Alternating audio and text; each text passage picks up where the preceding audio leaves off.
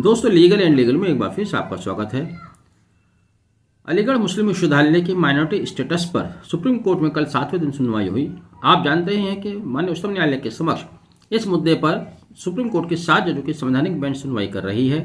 यह एक पुरानी याचिका है जो कि 2006 में दायर की गई थी। बहरहाल शुरू के 5 दिनों में संवैधानिक मुद्दों पर चर्चा हुई, लेकिन छठे दिन, कल 7वें दिन भी मैंने जैसे कि बताया था छठे दिन की वीडियो में भी, अब जो बहस चल रही है वो कानूनी मुद्दों से और संवैधानिक मुद्दों से अलग हटकर अब सामाजिक पहलुओं पर आ गई है।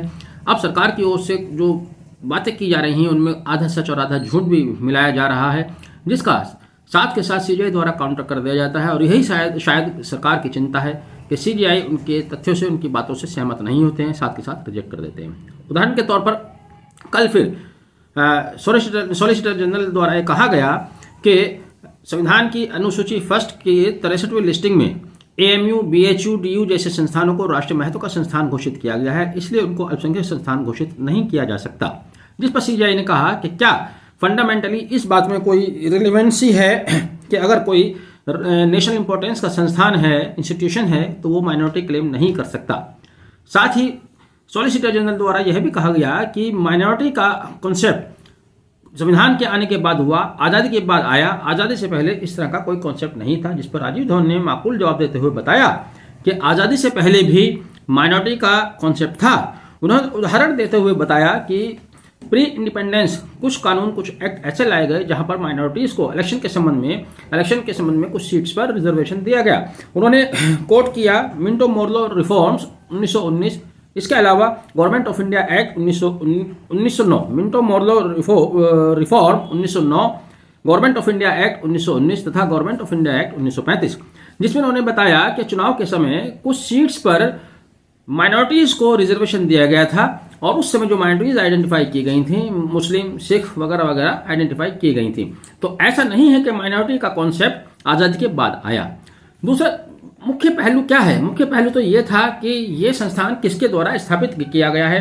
वहां पर सरकार द्वारा एक पेज अड़ाया गया है, वो पेज उनका वजनदार है, उसमें उनका वजन नजर आता है। कानूनी दाव पेश में उन्होंने अलीगढ़ मुस्लिम विश्वविद्यालय को माइनॉरिटी द्वारा स्टेब्लिश ना किया हुआ साबित करने की कोशिश की है और वो उसमें कामयाबी हो सकते हैं, क्योंकि कानून में दिखाई दे रहा है।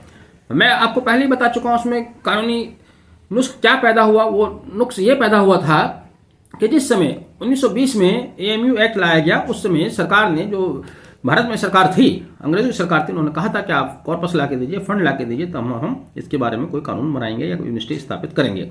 उन्होंने 30 लाख रुपए उस समय फंड ला कर दिया, और जब फंड ला कर दिया तो अलीगढ़ मुस्लिम यूनिवर्सिटी एक्ट 1920 अस्तित्व में लाया गया।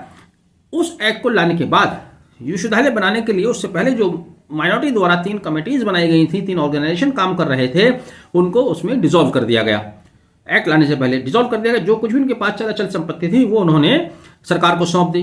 तो इसलिए सरकार उसका सहारा ले रही है कि इस विश्वविद्यालय को तो सरकार ने पार्लियामेंट के इनेक्टमेंट द्वारा स्थापित किया था, माइनॉरिटीज कहाँ स्थापित किया। वो इस बात को पूरी तरह नजरअंदाज करना चाहते हैं कि उस समय 30 लाख रुपया माइनॉरिटी ने इकट्ठा करके दिया था, जमीन भी इकट्ठा करके दी थी, मैनेजमेंट भी उन्हीं का था, एस्टेब्लिश करने वाले भी वही लोग थे।